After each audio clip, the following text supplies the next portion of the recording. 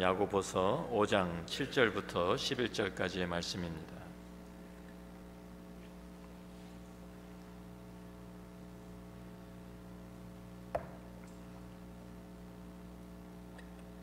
같이 한 목소리로 읽습니다. 그러므로 형제들아, 주께서 강림하시기까지 길이 참으라. 보라, 농부가 땅에서 나는 귀한 열매를 바라고 길이 참아 이른 비와 늦은 비를 기다리나니 너희도 길이 참고 마음을 굳건하게 하라. 주의 강림이 가까우니라. 형제들아, 서로 원망하지 말라. 그리하여야 심판을 면하리라. 보라, 심판주가 문 밖에 서 계시니라. 형제들아, 주의 이름으로 말한 선지자들을 고난과 오래 참음의 본으로 삼으라. 보라, 인내하는 자를 우리가 복되다 하나니 너희가 욥의 인내를 들었고 주께서 주신 결말을 보았거니와 주는 가장 자비하시고 긍휼히 여기시는 이시니라. 아멘. 오늘 야고보서 5장 7절은 그러므로라는 단어로 시작합니다.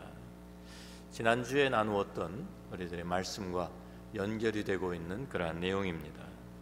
지난주에 나누었던 말씀은 세상을 향한 하나님의 심판을 경고하는 그러한 말씀이었지만 오늘 말씀은 성도들을 향한 위로의 내용입니다. 초대교회가 당했던 그러한 고난과 박해를 우리가 함께 기억해 볼 필요가 있습니다. 예루살렘에서 오순절 성령의 강림으로 시작된 교회가 유대인들에게 박해를 받기 시작합니다.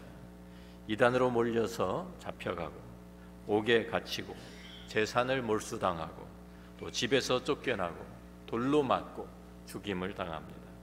폭동을 일으킨 것도 아니고 범죄를 저지른 것도 아닙니다. 그런데 오직 예수를 믿고 예수를 예배하고 예수를 전한다는 이유 때문에 박해를 받았습니다. 그래서 그들은 박해를 피해서 예루살렘을 떠나고 온 유대 지방으로 다 흩어지게 됩니다. 근데 거기에서도 계속 박해를 받게 되니까 이 다음에는 사마리아로 도망을 칩니다. 그래서 박해가 계속 좀 이어지는 그것을 피해서 결국에는 이방 땅까지 가게 되고 디아스포라로 다 흩어지게 되었습니다. 박해를 받으면서 피해만 당한 것이 아니라 가는 곳마다 복음을 전하고 예수를 전하고 교회를 세웁니다. 그러다 보니까 이제는 유대인뿐만 아니라 이방인들에게도 복음을 전하게 되었는데 이제는 또 이방인들로부터 박해가 시작이 되었습니다. 당시 로마 제국의 황제는 신으로 이렇게 섬김을 받고 있었어요. 그래서 모든 로마 제국의 백성들은 황제의 신전에 가서 황제 앞에 분향을 하면서 황제가 주님이시다라는 고백을 해야만 했습니다. 그래서 시저는 주시다. 그런데 이 크리스천들이 그것을 거부한 것입니다. 아닙니다. 황제가 주님이 되실 수가 없고 우리 예수님이 주님이십니다 라고 고백을 했기 때문에 박해를 받기 시작한 것입니다. 박해를 받게 된 것입니다. 무슨 악행과 범죄를 저질렀습니까? 그런 것이 없습니다. 도리어 선행을 하고 불쌍한 사람들을 먹이고 입히고 돌보면서 병자들을 돌보고 도운 그런 일밖에 없습니다. 그런데 오직 예수 믿는다고 잡혀가고 고문을 당하고 화형을 당하고 맹수들의 먹이가 되었습니다. 히브리서 11장 36절 37절 말씀은 우리 그 당시에 일어났던 그러한 히브리서 11장입니다. 우리 그 내용들을 우리에게 이렇게 보여줍니다. 또 어떤 이들은 조롱과 채찍질 뿐 아니라 결박과 옥에 갇히는 시련도 받았으며 돌로 치는 것과 톱으로 켜는 것과 시험과 칼로 죽임을 당하고 양과 염소의 가죽을 입고 유리하여 궁핍과 환난과 학대를 받았으니. 참 이런 박해를 받게 되면 아무래도 마음에 저항심이 생겨나지 않겠습니까? 지렁이도 밟히면 꿈틀한다는 말이 있는데 우리가 왜 이렇게 당하고만 살아야 하나? 사람들에게는 다 복수하고 싶은 심리가 있습니다. 내가 당한 만큼 복수하고 보복하는 것이 정당하게 느껴지기도 합니다. 더군다나 내가 아무런 잘못이 없다고 하면 당하고만 있을 수는 없는 것입니다. 초대교인들도 그런 생각이 들지 않았겠습니까? 예수 믿는다는 한 가지 이유 때문에 집에서 쫓겨나고 직장도 잃고 매를 맞고 모든 재산을 빼앗기고 감옥에 갇히고 돌에 맞고 죽임을 당하면서 우리는 왜 이렇게 당하기만 해야 하나 하는 생각이 들지 않았겠습니까? 우리도 힘을 합해서 한번 싸워보자, 우리가 무력으로 정부를 전복시키고 한번 바꿔보자, 이렇게 주장하는 사람도 있었을지 모릅니다. 그런데 초대교회는 대항하지 않았습니다. 그대로 고난을 받습니다. 불의한 세력에게도 무력으로 맞서지 않습니다. 때리면 맞고 감옥에 가두면 갇히고 쫓아오면 피하고 잡으려 들면 지하로 숨어들었습니다. 그러면서 계속 복음을 전했습니다. 초대교회가 박해를 피해서 카라콤이라고 하는 그 지하 무덤에 숨어 들어가서 거기서 태어나는 사람들, 거기에서 평생을 산 사람들, 결국 거기에서 죽어서 묻힌 사람들 수도 없이 많았습니다. 그렇게 300년 동안 교회가 땅속에서 유지된 것입니다. 야고보는 이러한 박해를 받고 있는 그 초대교회 교인들에게 위로의 말씀을 전하고 있습니다. 그런데 그 내용이 무엇입니까? 그냥 참아라는 것입니다. 크리스천들이 부당한 대우와 박해를 당하면서도 왜 대항하지 않았는가 하면 바로 이렇게 오래 참으라는 주님의 말씀에 순종했기 때문입니다. 오늘 본문에는 참으라는 단어가 계속 반복되고 있습니다. 주께서 강림히 하시기까지 길이 참으라. 농부가 참는 것처럼 길이 참으라. 너희도 길이 참아라. 심판주가 문 밖에 서 계시지. 또 주의 이름으로 말한 선지자들 고난과 오래 참음의 본으로 삼으라. 인내하는 자를 복되다 한다. 계속 참으라는 내용만 반복하고 있습니다. 베드로전서 2장 19절 20절 말씀도 우리 같이 한번 읽어봅니다. 부당하게 고난을 받아도 하나님을 생각함으로 슬픔을 참으면 이는 아름다우나 죄가 있어 매를 맞고 참으면 무슨 칭찬이 있으리요. 그러나 선을 행함으로 고난을 받고 참으면 이는 하나님 앞에 아름다우니라. 여기도 계속 참으라는 말씀이 반복되고 있습니다. 야고보도 베드로도 계속 참으라. 사실 베드로, 야고보 다 주님의 가르침을 그대로 전한 것뿐입니다. 우리가 잘 아는 마태복음 5장 10절부터 12절 말씀을 보면 우리 팔복의 마지막 복입니다. 의를 위하여 박해를 받은 자는 복이 있나니 천국이 그들의 것임이라. 나로 말미암아 너희를 욕하고 박해하고 거짓으로 너희를 거슬러 모든 악한 말을 할 때에는 너희에게 복이 있나니 기뻐하고 즐거워하라. 하늘에서 너희의 상이 큼이라. 너희 전에 있던 선지자들도 이같이 박해하였느니라. 주님의 이 가르침에 순종했기 때문에 초대교회는 박해를 받으면서도 이것을 복이라고 여기고 참고 견딘 것입니다. 언제까지 이렇게 참아야 합니까? 오늘 말씀을 보면 형제들아 주께서 강림하시기까지 길이 참으라. 주의 강림이 가깝다고 말씀하면서 심판주가 문 밖에 서 계신다고 말씀하면서 주님의 재림을 우리가 믿기 때문에 주님이 다시 오시기 때문에 그때까지 참으라고 우리에게 말씀하고 있는 것입니다. 그 말씀은 또한 우리가 참는 것은 이 끝없이 계속되는 것이 아니라 분명히 끝이 있다는 것을 보여줍니다. 우리가 지금 삶의 고난을 당하고 있지만 이 당하고 있는 고난은 분명히 끝이 있다는 것입니다. 우리가 억울한 일을 당하지만 그 억울한 일도 분명히 끝이 있다는 것입니다. 때가 되면 모든 것이 다 바르게 잡아진다는 것입니다. 그때가 언제입니까? 바로 주님이 이 땅에 다시 오시는 때입니다. 현재 이 세상에 우리가 바라는 전부가 아니기 때문에 주님이 다시 오시면 그때 새롭고 영원한 하나님의 나라가 세워질 것이기 때문에 초대교회가 그 소망을 붙들고 지하 무덤 속에서 300년을 참으면서 기다릴 수 있었던 것입니다. 주님께서는 오늘 우리에게도 같은 말씀으로 참으라고 권면하십니다. 그러면서 농부의 예를 통해서 우리에게 참고 기다리는 지혜를 우리에게 가르쳐 주십니다. 보라, 농부가 땅에서 나는 귀한 열매를 바라고 길이 참아 이른 비와 늦은 비를 기다리나니. 팔레스타인 지방의 기후를 우리가 나눈다고 하면 건기와 우기로 나눕니다. 우리와 같이 이 미국 땅에 어떠한 또 다른 데서 이렇게 참 사계절 이런 것이 있는, 그렇게 나누는 것이 아니라요, 비가 오는 계절, 비가 오지 않는 계절. 그래서 여름에는 아주 참 덥고 이때는 비가 잘 오질 않습니다. 건기입니다. 그런데 가을이 되면 우리가 말하는 10월 중순, 11월 초, 이때가 이제 비가 오기 시작하는, 우기가 시작되는 때입니다. 그래서 이른 비는 바로 그때 오는 비를 우리가 이른 비라고 성경에서 말합니다. 봄에 오는 봄비를 말하는 것이 아니에요. 가을에 오는 비가 이른 비입니다.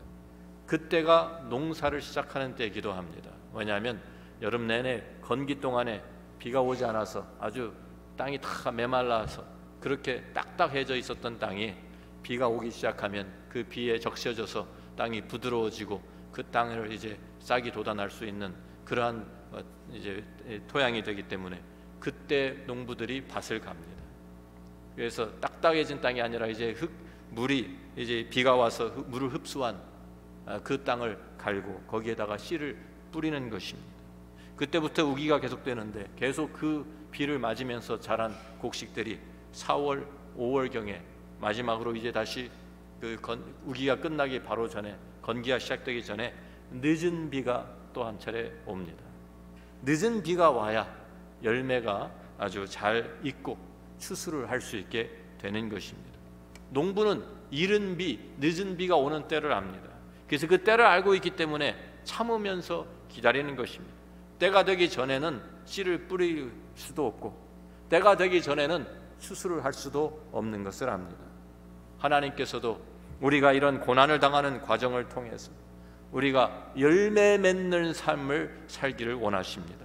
우리가 성숙해지고 우리들이 하나님께서 참 우리에게 허락하신 그 열매가 우리를 거둘 때까지 참고 기다리라는 것입니다.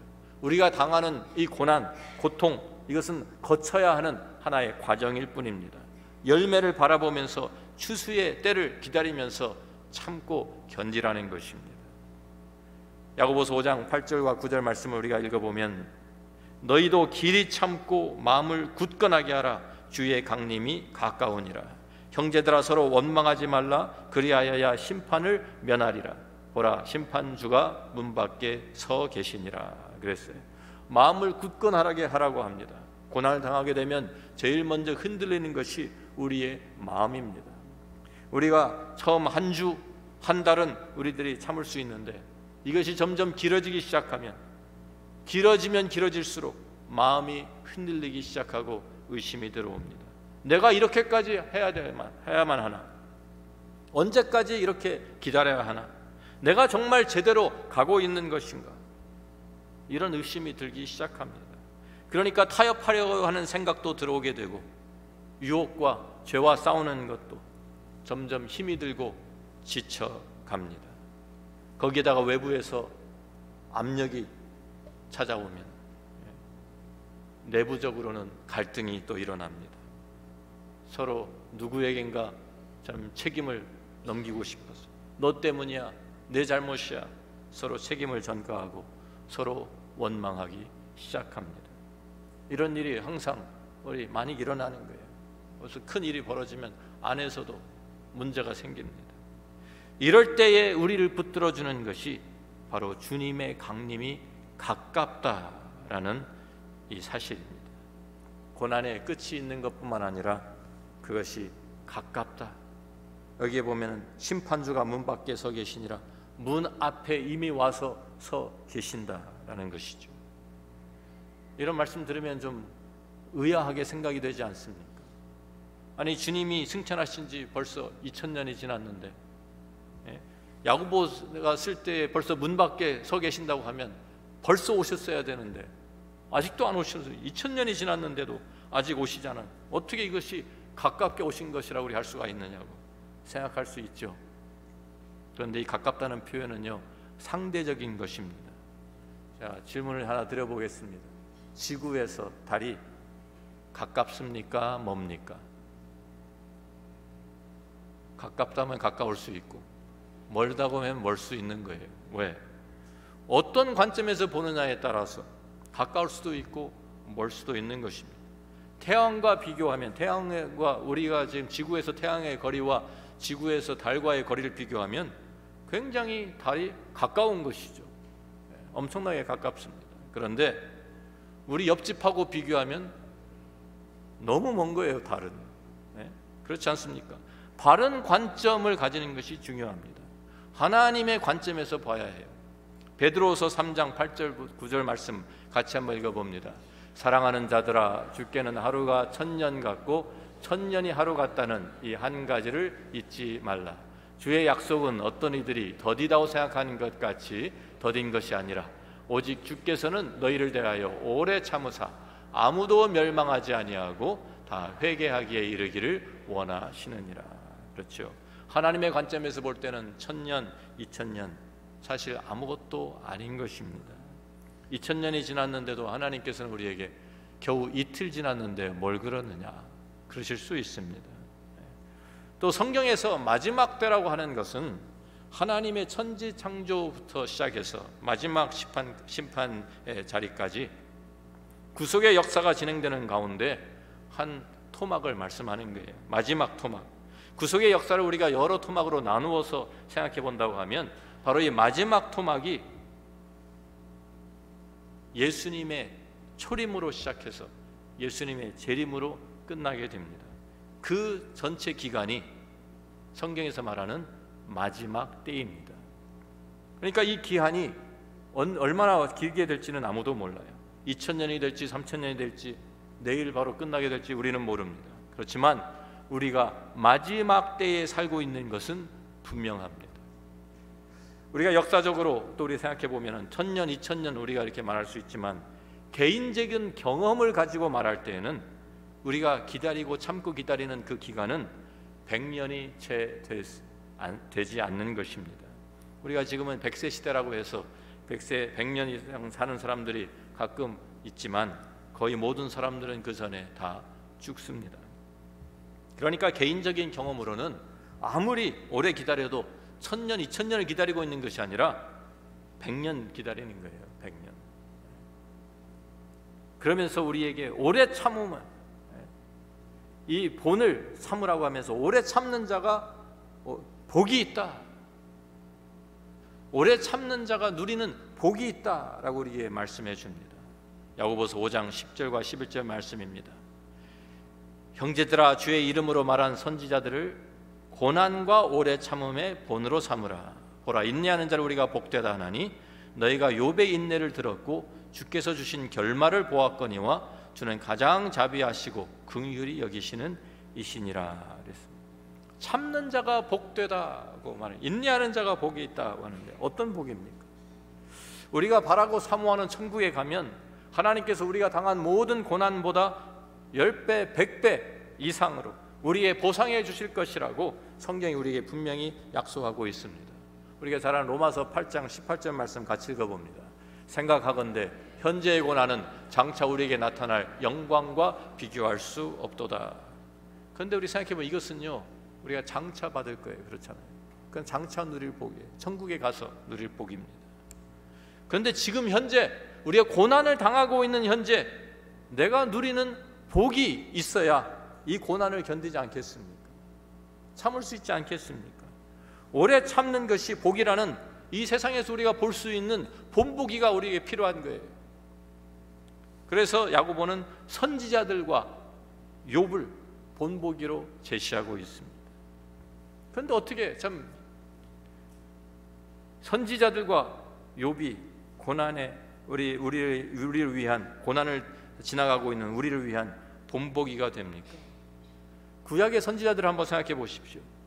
선지자들 살아있는 동안 당시에서 하나님의 말씀을 받아서 전하는데 사람들이 잘 들었습니까? 안 들었습니다. 말씀도 하나님 말씀 귀담아 듣지도 않고 선지자 대우도 해주지 않았습니다. 거의 대부분의 선지자들이 하나님의 말씀을 전하다 예레미야와처럼 우리가 새벽마다 예레미야 묵상하고 있는데 예레미야처럼 고난을 당하고 죽임을 당한 사람들이 그건 선지자들이 대부분입니다. 사람들에게 배척받고 사람들이 귀를 막고 듣지도 않았고, 그게 어떻게 복이, 그래서 고난을 당하는데 그게 어떻게 복이에요? 욥은 어떻습니까? 하루아침에 모든 것을 다 잃었습니다. 모든 재산과 가족까지 다 잃었어요. 친구들이 그를 찾아와서 위로한다고 던진 말들이 도리어 그의 마음에는 큰 상처를 입힙니다. 그런데도 그 가운데서, 그 고난 가운데서 욥은 끝까지 하나님을 향한 믿음을 붙듭니다. 욥기 19장 25절 26절 말씀 우리 한번 같이 읽습니다.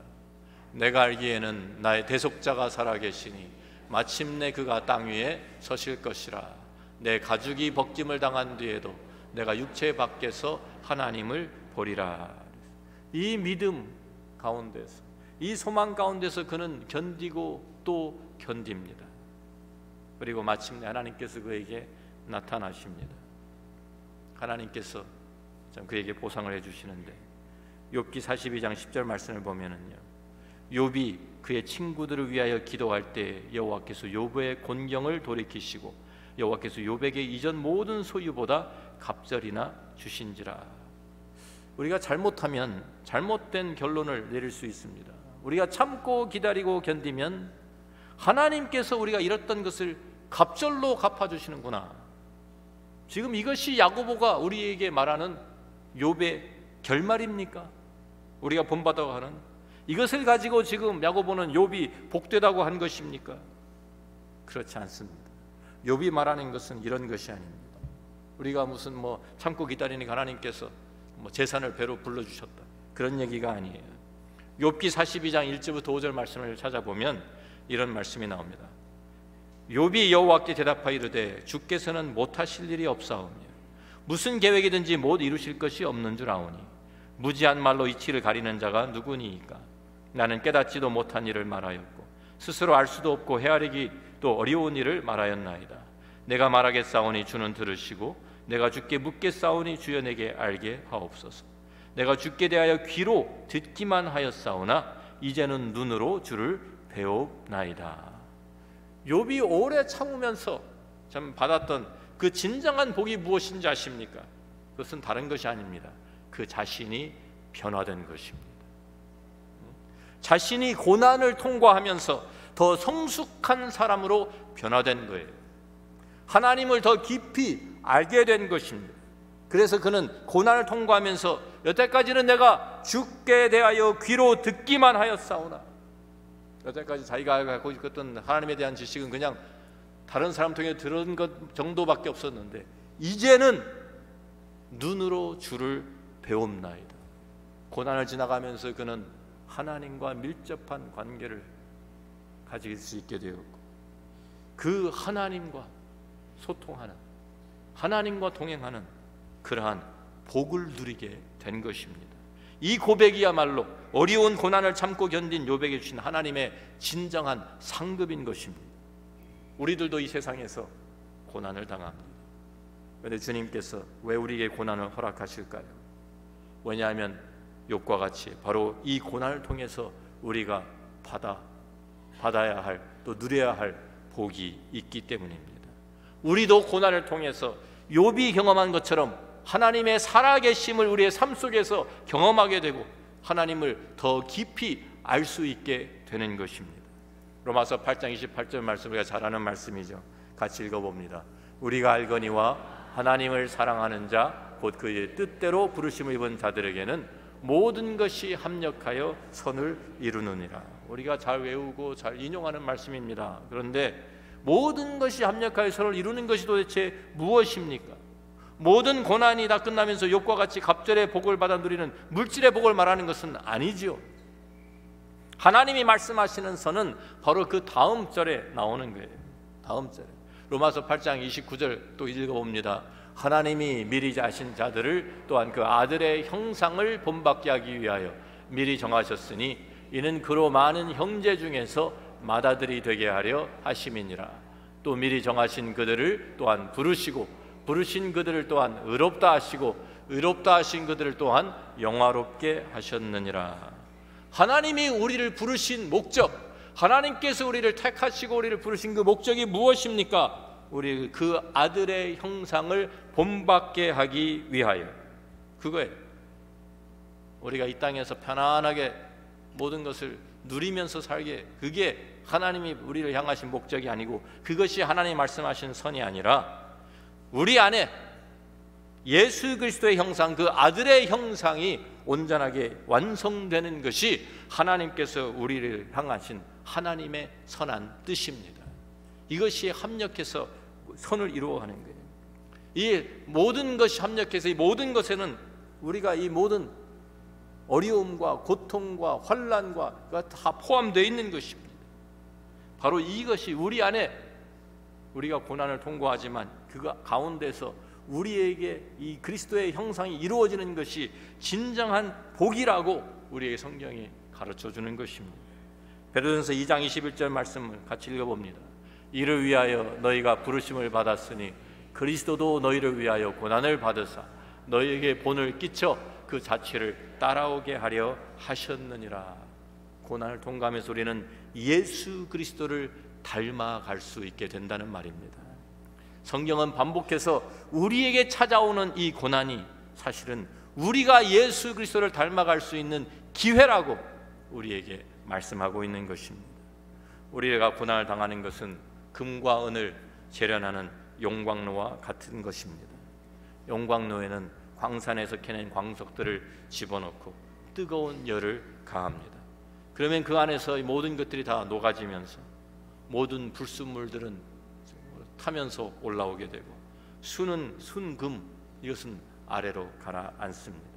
그래서 은을 재련하는 사람들은 계속 그 불을 좀 떼면서 올라오는, 위로 올라오는 불순물을 계속 걷어내는 거예요. 언제까지 걷어낼까요? 더 이상 올라오지 않을 때까지. 불순물이 계속 제거되면서 표면이 점점 맑아집니다. 불순물이 더 이상 올라오지 않으면 순은이, 순금이 거울과 같이 얼굴을 반사시켜 줍니다. 우리의 삶 속에 이 풀물불과 같은 고난이 있는 것도, 하나님이 고난을 우리에게 허락하시는 것도 사실은 우리 안에 남아있는 죄성들, 우리 안에 남아있는 불순물들, 우리 안에 남아있는 찌꺼기들, 우리 안에 남아있는 문제들을 주님께서 드러내시고 제거하시는 과정인 것입니다. 그것들이 제거되면서 우리는 예수 그리스도의 형상으로 닮아가게 되고 변화되면서 이제는 우리가 이 세상에 예수님의 빛을 비추는 사람들로 하나님께서 우리를 세워가시는 것입니다. 이것이 성경이 말하는 진정한 복이에요. 내가 세상에서 어려움을 당하지 않고 편안하게 살아가는 것이 복이 아니라 내 삶 속에 고난이 있다 할지라도 그 안에서 예수 그리스도의 형상이 이루어지는 은혜가 있기 때문에 내가 그것을 참고 견디는 것입니다. 이것이 참된 복이기 때문에 여러분들은 왜 고난을 참고 견디고 계십니까? 여러분 안에 그리스도의 형상이, 예수님을 닮아가는 그 모습이 이루어지고 있습니까? 우리 모두가 진정한 하나님의 복을 누리게 되는 저와 여러분이 될 수 있기를 주의 이름으로 축원합니다. 함께 우리 말씀을 묵상하는 시간을 갖습니다. 우리들은 살아가면서 어려운 일을 당하지 않는 것이 복이라고 생각합니다. 그래서 힘든 일이 없으면 좋겠다, 고생하지 않고 병들지 않고 오래 살면 좋겠다, 이렇게 바랍니다. 또 어려운 일, 고통이 우리의 삶을 찾아오면 왜 이런 일이 나에게 일어날까? 왜 나에게만 이런 시련이 닥치나? 원망할 때도 있습니다.